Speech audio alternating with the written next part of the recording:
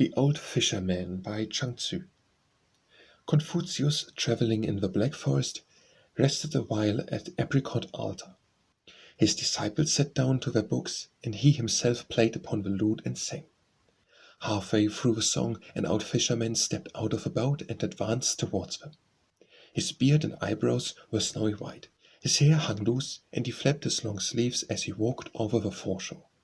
Reaching firm ground, he stood still, and with left hand on his knee and right hand to his ear listened. When the song was finished, he beckoned to Tzu Kung and Tzu Lu, both of whom went to him. Then, pointing with his finger, he inquired, saying, "What is that man doing here?" "He is the sage of Lu," replied Tzu Lu. "Of what clan?" asked the old man. "Of a Kung family," replied Tzu Lu. "And what is his occupation?" said the old man. "He devotes himself," replied Tzu Lu, "to loyalty and truth. He practices charity and duty towards his neighbor. He regulates ceremonies and music. He distinguishes the relationship of men. He is loyal to his prince above, a reformer of the masters below. Thus he will be of great service to the whole empire. Such is his occupation." "Is he a ruler of a state?" asked the old man. "He is not," said Tzu Kung. "A minister?" said the old man. "No," said Tzu Kung. Then the old man laughed and walked away, saying, "Charity is charity, yet I fear he will not escape the whir of mind and tear of body which imperil the original purity of man. How far, alas, has he wandered from the true path?" Tzu Kung went back and told Confucius, who, laying aside his lute, arose and said, "This man is a sage."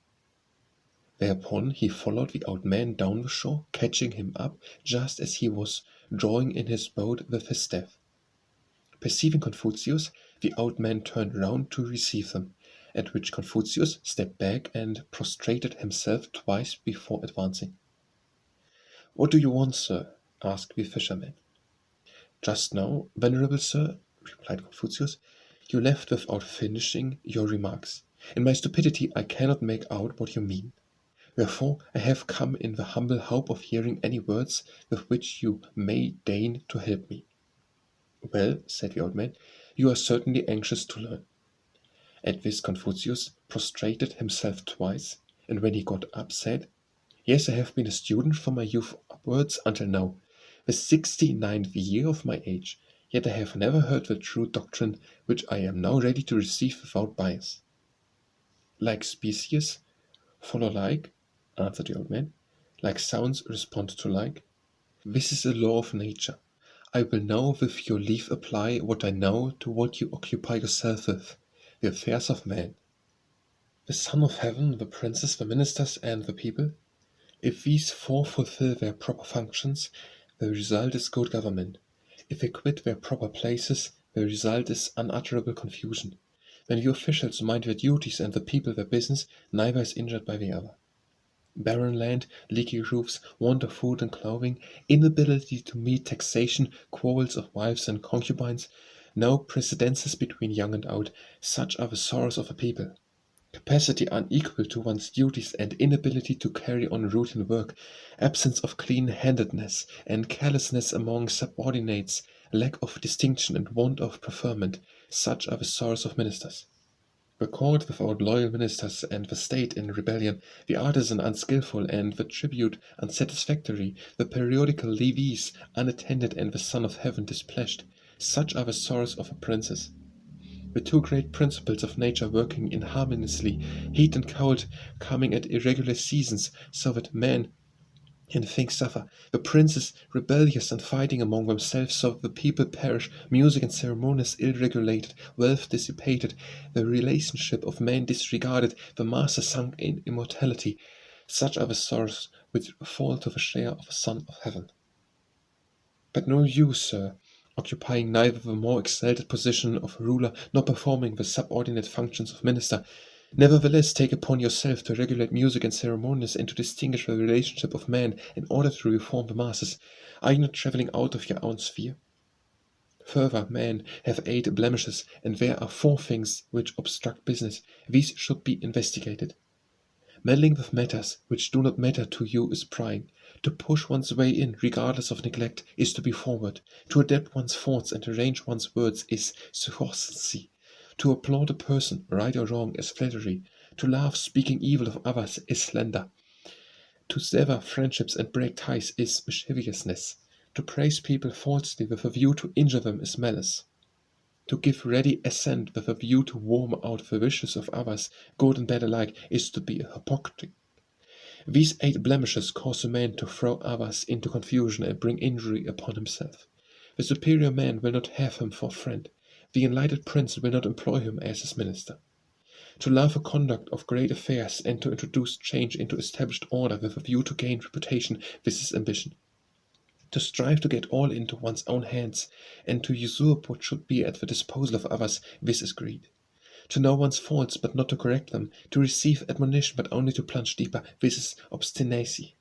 To suffer those who are like oneself, but as for those unlike, not to credit them with the virtues they really possess, this is bigotry. Such are the 4 things which obstruct business, and only he who can put aside the above 8 and abstain from the above 4 is fit for instruction. At this Confucius heaved a sigh of distress.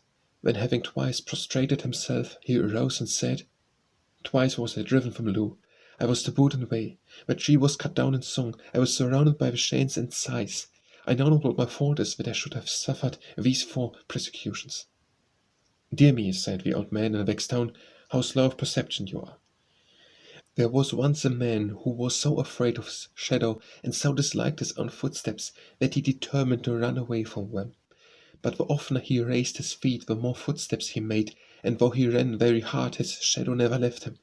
From this he inferred that he went too slowly and ran as hard as he could without resisting, the consequence being that his strength broke down and he died. He was not aware that by going into the shade he would have got rid of his shadow, and that by keeping still he would have put an end to his footsteps. Fool that he was! Now you occupy yourself with charity and duty to one's neighbor. You examine into the distinction of like and unlike, the changes of motion and rest, the canons of giving and receiving, the emotions of love and hate, and the restraint of joy and anger, yet you cannot avoid the calamities you speak of. Reverently care for your body, carefully perceive your natural purity, leave externals to others, then you will not be involved. But as it is, instead of improving yourself, you are trying to improve other people. Surely this is dealing with the external. "Then may I inquire," said Confucius in a tone of distress, "what is your original purity?"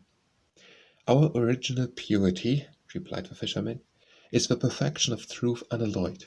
Without this we cannot influence others. Hence, those who weep to order, though they mourn, do not grieve. Those who assume anger, though violent, do not inspire awe. Those who affect friendship, though they smile, are not in union. Real mourning grieves in silence, real anger awes without expression, real friendship is union without the aid of smiles. Our emotions are dependent upon the original purity within, and accordingly we hold the latter in esteem. If applied to human affairs, then in serving our parents we are filial, in serving our prince we are loyal, in the banquet hour we are merry, in the hour of mourning we are sad. The object of loyalty is successful service, of banquet mirth, of mourning grief, of serving parents gratifying their wishes. If a service is accomplished, it matters not that no trace remain. If parents be gratified, it matters not how. If a banquet results in mirth, the accessories are of no importance. If there be real grief and mourning, it matters not what ceremonies may be employed. Ceremonial is the invention of man. Our original purity is given to us from God. It is as it is and cannot be changed. Wherefore the true sage models himself upon God and holds his original purity in esteem. He is independent of human exigencies. Fools, however, reverse this. They cannot model themselves upon God and have to fall back on man. They do not hold original purity in esteem. Consequently, they are ever suffering the vicissitudes of mortality and never reaching the goal. Alas, you, sir, were early steeped in deceit and are late in hearing the great doctrine. Confucius, having again prostrated himself twice, arose and said, "It has been a godsend to meet you, sir, today. Pray allow me to follow you as your servant, that I may benefit by your teaching. I venture to ask where you live, that I may enter upon my duties and learn the great doctrine." "I have heard," replied the old man, "that if a man is a fit companion, one may travel with him into the uttermost depths of Tao. but that if he is not a fit companion, he does not know Tao, one must avoid his company, that no harm may befall. Excuse me, I must leave you. Thereupon he pushed off his boat and disappeared among the reeds. Yen Yuan then brought up the chariot, and Tzu Lu offered the hand cord to Confucius, but the latter paid no attention. He waited until the ripples on the water had smoothed down and the sound of the punt pole had died away before he ventured to get up. Tzu Lu, who was at the side of the chariot, inquired, saying, "Master, I have been in your service now for a long time, yet never did I see you treat any man like this.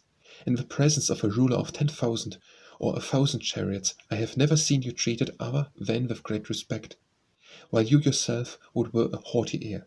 Yet before this old fisherman, leaning on his punt pole, you cringe and bow and prostrate yourself twice before answering. Is not this too much? The disciples do not know what to make of it. Why this behavior to an old fisherman?" "You," cried Confucius, resting on the bar of a chariot, "it is difficult to make anything of you.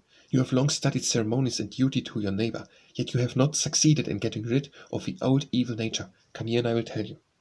To meet an elder without respect is want of ceremony. To see a sage and not to honor him is not to be in charity with man.